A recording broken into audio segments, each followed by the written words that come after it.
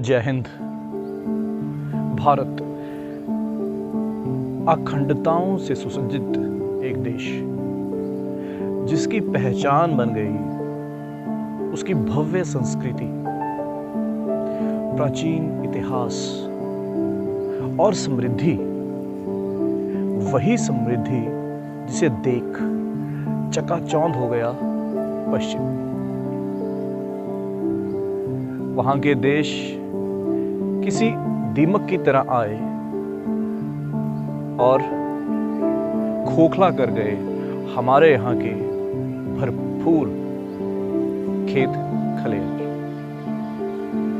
कभी सोने की चिड़िया कहा जाने वाला हमारा देश भारत आज दबा है अपने ही बोझ के तले। चलिए आज जानने की कोशिश करते हैं हमारे भारत की सबसे महत्वपूर्ण लड़ाई के बारे में, जो किसी अन्य देश के साथ नहीं।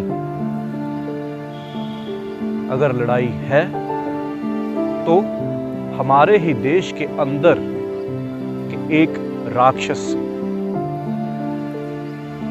वो राक्षस और कोई नहीं, गरीबी है।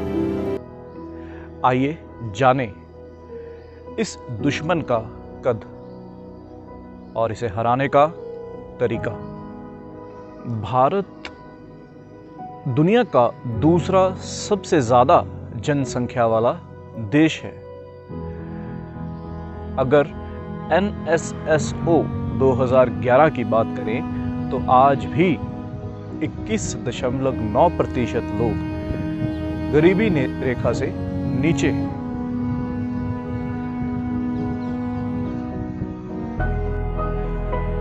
तो अगर भारत समृद्धि चाहता है तो समृद्धि का रास्ता गरीबों की बस्ती से होकर गुजरता है। इसलिए ये जरूरी हो जाता है कि हम गरीबी के ऊपर एक गहरा शोध करें, ताकि इस समस्या का समाधान सार्थक हो सके। भारत के इतिहास में गरीबी को लेकर पहली दफा एक कमेटी का गठन किया जाता है 1979 में, जिसका प्रतिनिधित्व किया वाईके अलाग ने।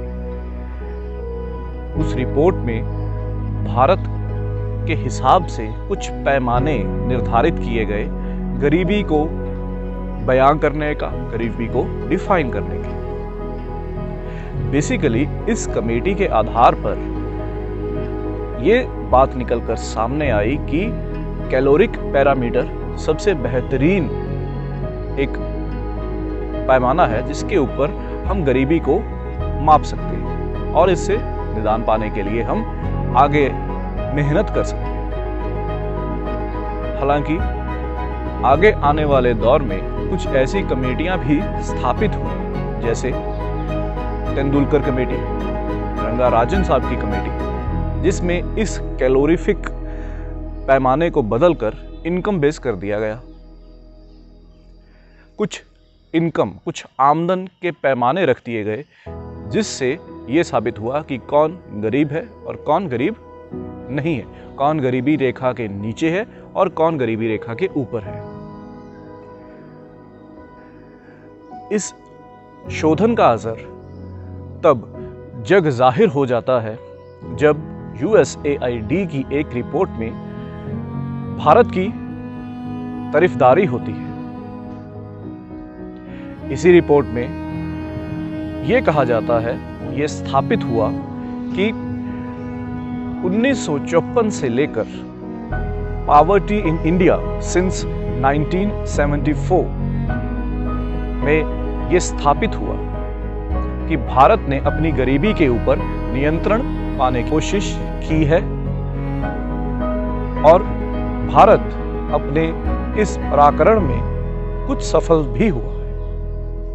अगर रिपोर्ट की माने तो भारत की आजादी के पहले 25 सालों में गरीबी की दर लगभग 56% रखी गई और 2000 आते आते भारत की गरीबी की दर 26% पर आ रुकी। दूसरी ओर अगर वर्ल्ड बैंक की रिपोर्ट की बात करें, एक रिसर्च पेपर वर्ल्ड बैंक के द्वारा पब्लिश किया जाता है जिसमें बहुत से ऐसे आंकड़े निकलकर सामने आते हैं जिससे भारत को बहुत गर्व होना चाहिए। अगर रूरल पॉवर्टी की बात करें तो 14.7% कम हुई। अगर अर्बन पॉवर्टी की बात करें तो 7.9% कम हुई। एक्सट्रीम पॉवर्टी में भी बहुत गिरावट देखने को सामने मिली। तो एक बात तो यहां पर पूरी तरह से स्थापित हो रही है कि भारत सरकार के द्वारा किए जा रहे अलग अलग अभियान अपना परिणाम सार्थक रूप से दे रहे हैं, चाहे वो IRDP हो, पब्लिक डिस्ट्रीब्यूशन सिस्टम हो, हेल्थ सर्विसेज हो, आवास योजना हो। ये सब एक देन है गरीबी हटाने के लिए।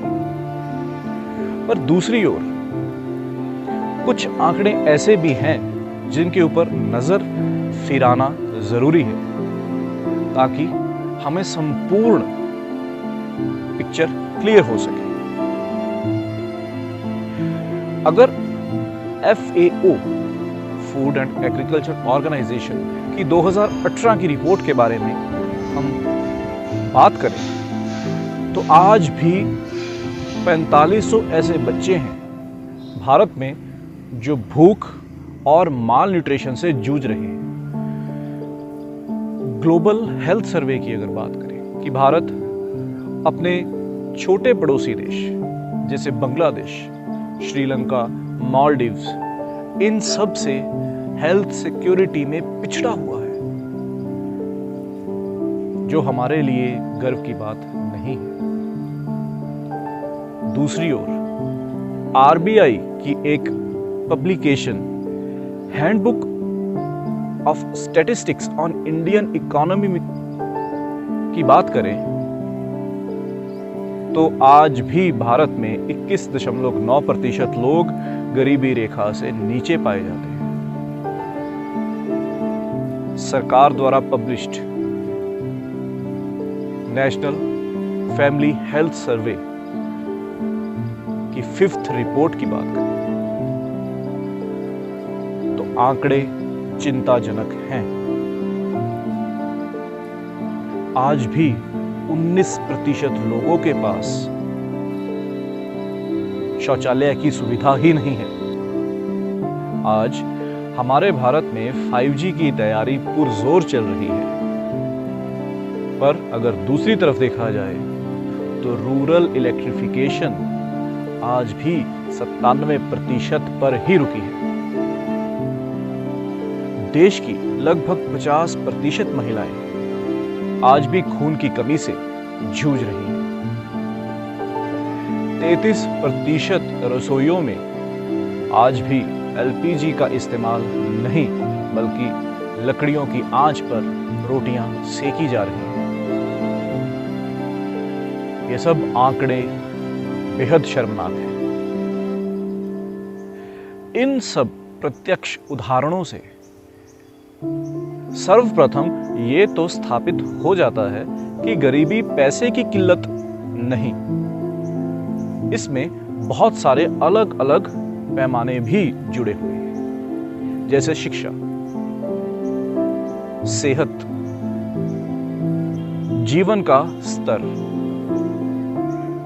तो अगर भारत में गरीबी को हटाना है, इसको खत्म करना है, इससे लड़ाई को जीतना है, तो हमें 21वीं सदी के भारत की इस मल्टी डायमेंशनल पॉवर्टी से निजात पाना होगा।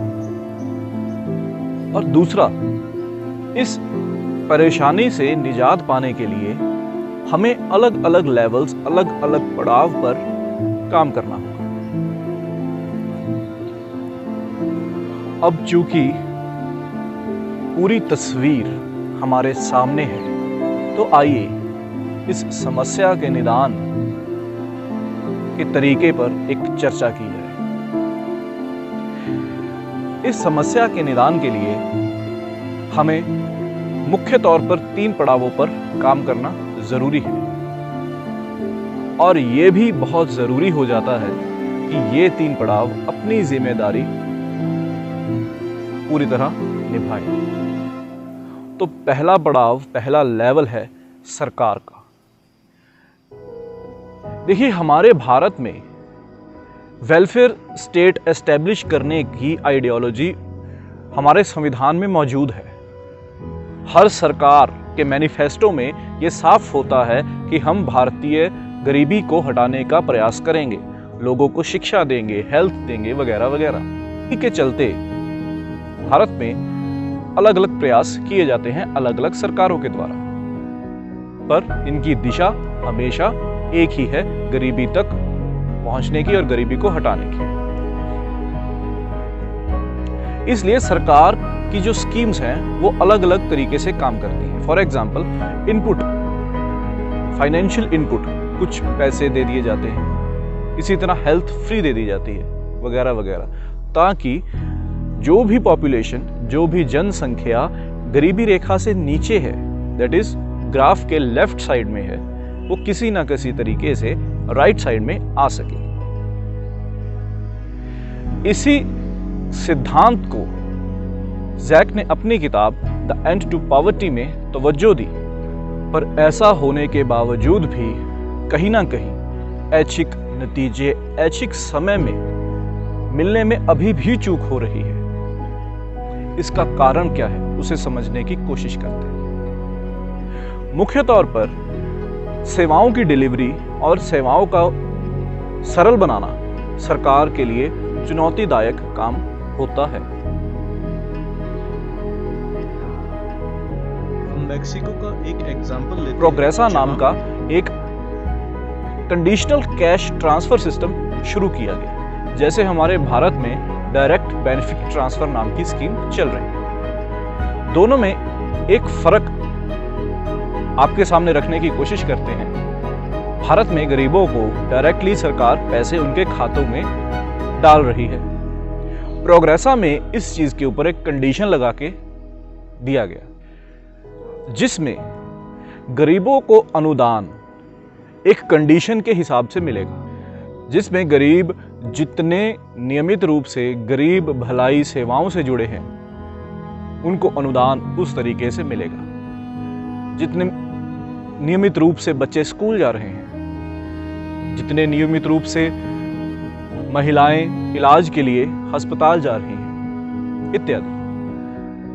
तो इससे भारत को सीखना चाहिए कि कैसे गरीबों का हौसला अफजाई हो, ताकि वो ज्यादा से ज्यादा गरीब भलाई जो स्कीम्स हैं, जो सेवाएं हैं, उनमें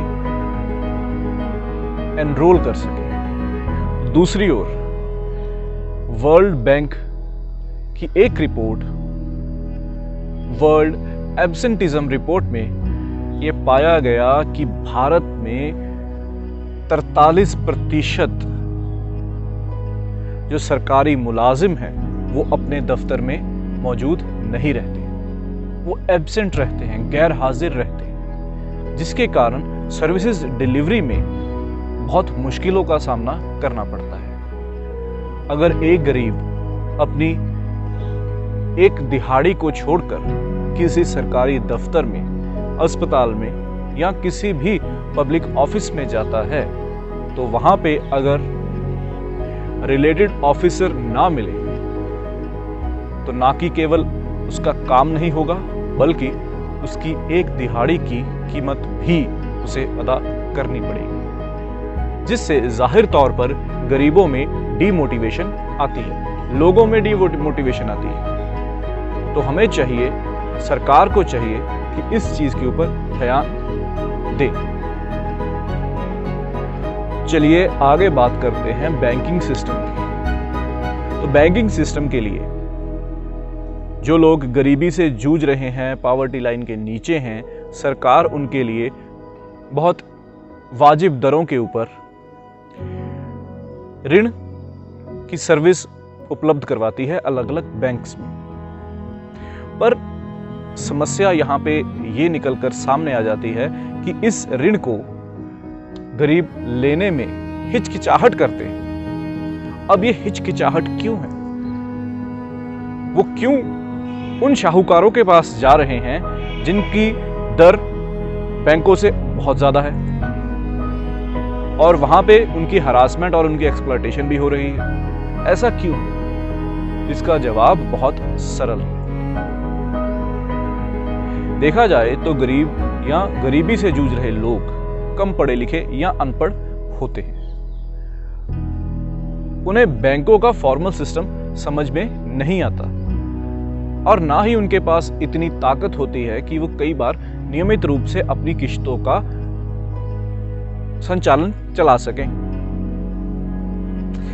शाहूकारों के पास उनका एक ट्रस्ट बिल्डअप होता है। जब उनके पास पैसे होते हैं तो वो अपनी किश्त दे देते हैं, नहीं तो उसमें उनको कुछ फ्लेक्सिबिलिटी मिल जाती है। बैंकिंग सिस्टम में इस औपचारिकता को गरीबों या गरीबी से जूझ रहे लोगों के साथ उनको एक कंपैटिबिलिटी बनानी पड़ेगी, फिर ही इस चीज का, इस सर्विस का एक सही ढंग से इस्तेमाल और इसकी पेनिट्रेशन अच्छे तौर से हो सकेगी। इसी के साथ जो भी पॉवर्टी ट्रैप में फंसे हुए लोग हैं उनको हम उस ट्रैप से बाहर निकाल सकेंगे, उससे हम उनको निदान दिला सकेंगे।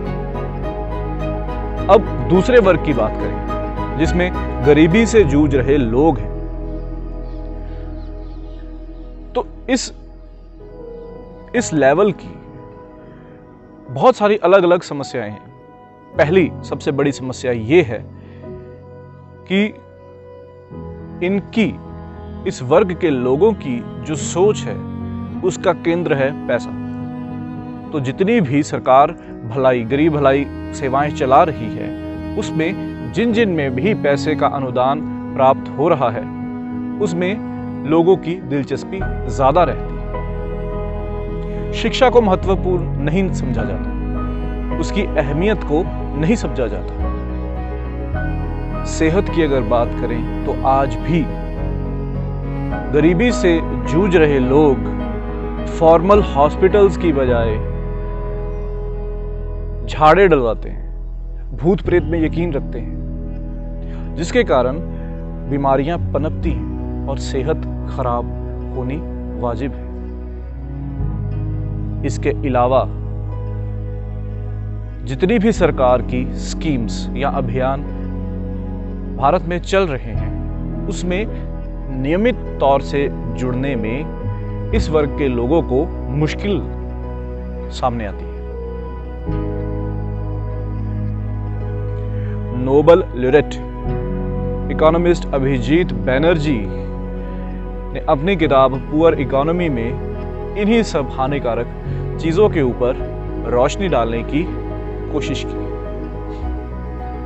उन्होंने ये स्थापित किया कि सरकार के द्वारा अभियान चलाए जा रहे हैं, वो अपने काम कर रहे हैं, पर एक जिम्मेदारी गरीबों की भी बन जाती है कि वो नियमित तौर से अपनी रिस्पॉन्सिबिलिटी अदा करें। अगर एक उदाहरण की बात करें तो गरीबों को या गरीबी से जूझ रहे लोगों को रिसोर्सेज की अहमियत समझनी चाहिए, संसाधनों की इंपॉर्टेंस समझनी चाहिए। वेस्टेज को कम किया जा सकता है, पानी की वेस्टेज को कम किया जा सकता है, मेडिसिन की वेस्टेज को कम किया जा सकता है। बैनर्जी ने ये बताया कि अगर ये वर्ग सही उम्र तक बच्चों को स्तनपान करवाए तो इससे वे अपनी जिम्मेदारी पूरी कर रहे हैं। उन्होंने ज़ाम्बिया नामक देश की एक उदाहरण सामने रखी, जहां पे पानी को साफ करने के लिए लोग क्लोरीन का इस्तेमाल करते हैं। जो बहुत सस्ती है। अल्प मूल्य क्लोरीन ना ही केवल पानी को साफ करती है उसे, बल्कि इससे यह भी पाया जाता है कि बच्चों में 48% डायरिया होने के चांसेस कम हो जाते हैं। बहुत सारे इस वर्ग के लोगों को हम देखते हैं कि वो अपनी हाइजीन का ध्यान नहीं रखते। अगर साबुन की बात करें तो 10-20 रुपए की साबुन की टिकिया बाजार से आम मिल जाती है। तो गरीबों को चाहिए कि वो अपने पर्सनल हाइजीन, जहां तक भी वो समर्थ हैं, उन्हें अपनी जिम्मेदारी पूरी करनी चाहिए। खुद को साफ रखें, वेस्टेजेस को बचाएं, बच्चों को स्कूल में भेजें। स्कूल में भेजना, आमतौर पे सरकारी स्कूल में शिक्षा बहुत ही सस्ती या कहा जाए तो निःशुल्क ही है। वहां पे बच्चों को खाने के लिए एड दी जाती है, पहनने के लिए स्कूल्स में कपड़े दिए जाते हैं, साइकिल्स वगैरह की स्कीम्स चलती हैं, पर फिर भी गरीब सिर्फ साइकिल लेके बच्चों को स्कूल नहीं भेजते। उनकी सोच का केंद्र सिर्फ और सिर्फ पैसा या पैसे से जुड़ा हुआ कोई भी अनुदान उनकी क्यूरियोसिटी का कारण रहता है। अब बात करते हैं तीसरे वर्ग की, तीसरे लेवल की, जिसमें हम कंसर्न सिटीजन्स आ जाते हैं। हमारी रिस्पॉन्सिबिलिटी यहां पे क्या है? देखिए, हमारी रिस्पॉन्सिबिलिटी यहां पे बिहेवियरल चेंज लाने की है, व्यवहारिक परिवर्तन। इसमें मुख्य तौर पर हम लोगों में सही विचारों का संचालन कर सकते हैं। जो भी उनके साथ जुड़ी हुई समस्याएं हैं, उनको अपने ज्ञान और अपने एक्सपीरियंस के साथ हल करने की एक पहल कर सकते हैं। प्रोक्रेस्टिनेशन छोड़नी पड़ेगी। सरकार की और गरीबी से जूझ रहे लोगों की निंदा छोड़नी पड़ेगी। भीख देनी छोड़नी पड़ेगी। कम पढ़े लिखे और गरीबी से जूझ रहे जितने भी लोग हैं, उनको पॉपुलेशन कंट्रोल करने के ऊपर मोटिवेट करना चाहिए। उनको प्रेरित करना चाहिए कि वो अपने बच्चों को स्कूल भेजें। उनको फ्री हेल्थ, हॉस्पिटल्स और हेल्थ एड के बारे में बताना चाहिए। हो सके तो उनका आवेदन भी आप खुद कर सकते हैं। कंज्यूमर प्रोटेक्शन उन लोगों के लिए एक वरदान से कम नहीं है। उनके बारे में आप उन्हें जागरूक कर सकते हैं। इन लोगों को पॉवर्टी ट्रैप से निकालने के लिए सही रास्ता दिखाइए। भारत सिर्फ एक वर्ग से नहीं बना। हम भारतीय नागरिक भारत को उसकी पहचान देते हैं। तो आइए हम सब मिलकर भारत की पहचान एक गरीब देश से बदलकर एक प्रोग्रेसिव नेशन, एक प्रगतिशील देश बनाएं। Overcoming poverty is not a gesture of charity, but an act of justice. ये कथन नेल्सन मंडेला का था और आज इस कथन के ऊपर काम करने का टाइम आ गया है। जय हिंद।